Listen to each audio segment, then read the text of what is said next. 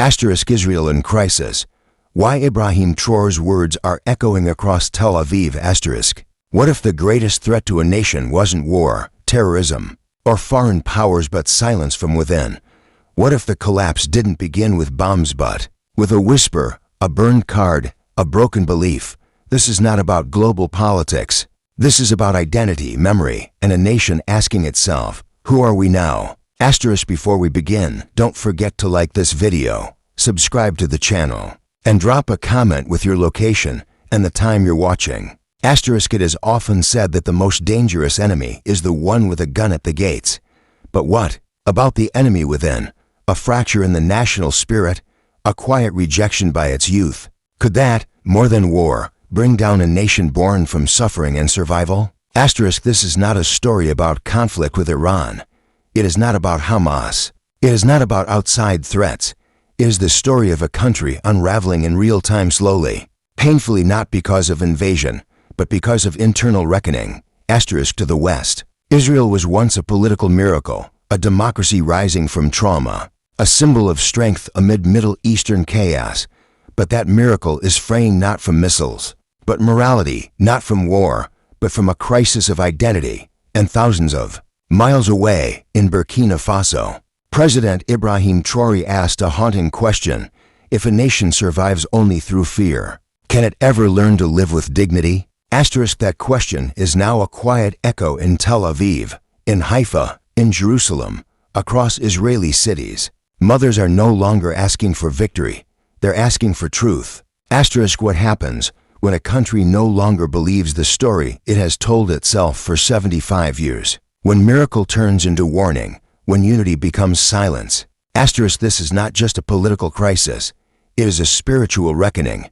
Asterisk. In a courtyard near Tel Aviv, teenagers stood in silence, not with guns, but with paper, military draft, cards. They held them up, and one by one, they burned them. Asterisk. A voice whispered, "We will not participate in a genocide."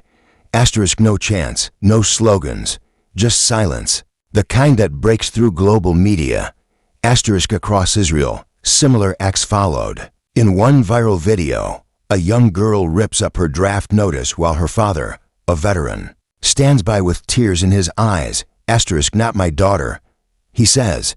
Not for this war. Asterisk. Then, in a span of 2 weeks, something unthinkable. The Israel Defense Forces confirmed 43 soldiers' suicides, not from battlefield wounds but from guilt, PTSD, and moral despair. Asterisk. One soldier's note read, "I came to protect, but I was ordered to destroy. I don't know who I am anymore." Asterisk. Hospitals are overwhelmed. Mental health centers are collapsing.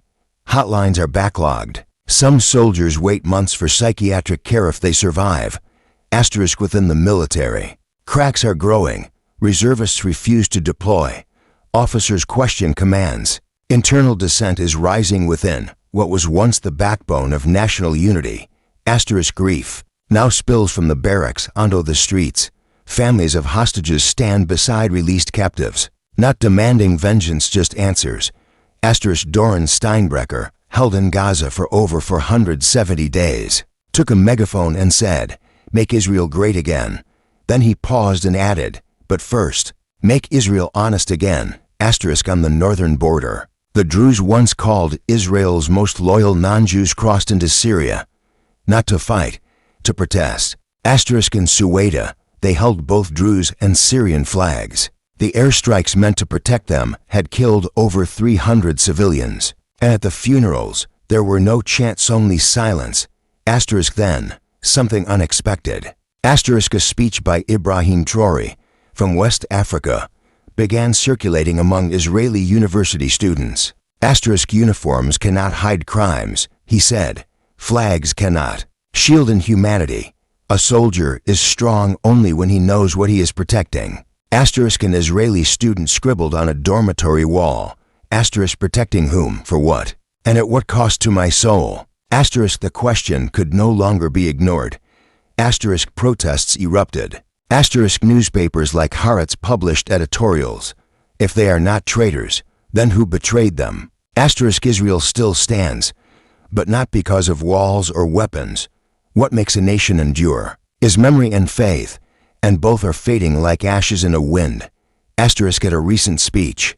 Netanyahu stood as usual, arms folded, eyes firm. But this time, the silence from the audience wasn't out of respect. It was emptiness. Asterisk the political tides turned. Religious parties withdrew support. Coalition numbers dropped. 61 seats now felt meaningless.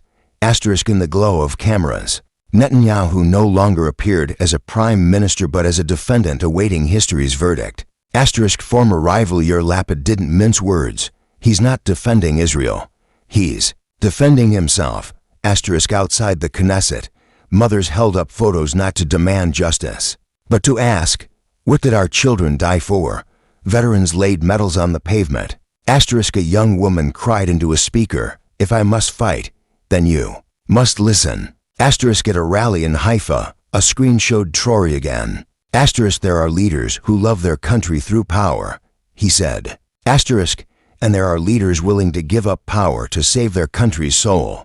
Asterisk the crowd fell silent. Asterisk then came the legal shockwave. Asterisk the International Criminal Court issued an arrest warrant for Netanyahu alleging war crimes. Not just symbolic, a global turning point. Asterisk Netanyahu addressed the nation, vowing to defend Israel. But this time, his words fell flat. Asterisk protect from whom? Whispered voices in synagogues and classrooms. Protect what? Asterisk when 300 civilians died in Sueda. Unarmed Druze youth held signs. Asterisk we are not your excuse. Asterisk we no longer trust you. Asterisk even within his party, members expressed doubt. One MP was overheard. This isn't him, and this isn't our country. Asterisk in Jewish communities abroad from Brooklyn to Chicago, the unconditional defense of Israel has splintered. Asterisk a Brooklyn rabbi wept in his sermon. Asterisk are we becoming what our ancestors once fled?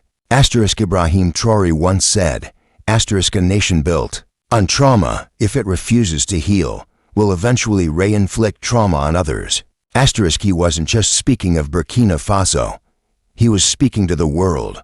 Asterisk today, Israel stands at a crossroads not between war and peace, but between truth and denial, memory and erasure. Asterisk, and if no one dares to speak the truth, the silence will shatter the mirror from within. Asterisk in Tel Aviv, Beersheba, and Haifa, town halls turn into battlegrounds of conscience. Mayors are shouted down. Lawmakers are chased from cafeterias. Asterisk even the Knesset is paralyzed. Citizenship bills are shelved. Debates are abandoned. The word transitional government now feels permanent. Asterisk media vocabulary has shifted. Asterisk prime minister now shares space with defendant. Asterisk military defense now equals humanitarian violation. Asterisk national security no longer feels national. Asterisk meanwhile, the world is watching. Asterisk in the U.S., political divisions deepen within the Jewish community. In Congress, younger voices demand accountability. On Ivy League campuses, Jewish students call for conditional aid to Israel. Asterisk across Africa, a quiet revolution in thought is building. Asterisk in Ouagadougou, Dakar, Johannesburg, young people ask, asterisk if this happened in Africa, would we have already been sanctioned? Asterisk they aren't defending any side. They're questioning a model of power. Asterisk back in Israel, morale is crumbling. Asterisk videos show soldiers removing uniforms on camera. One tearfully says, asterisk I joined to protect not to starve a city. Asterisk university students hold vigils not for reconciliation but for remembrance. Asterisk in Haifa and Ashdod, mothers bring pictures not demanding justice, just asking why. Asterisk and abroad, protests grow in places that once cheered for Israel. Asterisk in New York, Chicago, and Washington, synagogues pray not for victory but for clarity. Asterisk one rabbi said it best, asterisk we're not losing God's protection, we're losing our reflection. Asterisk Netanyahu still appears on TV. Same voice, same phrases. Asterisk but the people are no longer listening. Asterisk they're watching. Asterisk and what they see is a man alone left behind in the very story he created. Asterisk at the African Union, Traoré concluded a speech with this line now carved on university. Walls, asterisk, no one owns pain. No one has the right to use it to justify inflicting more pain. Asterisk, this is not a judgment.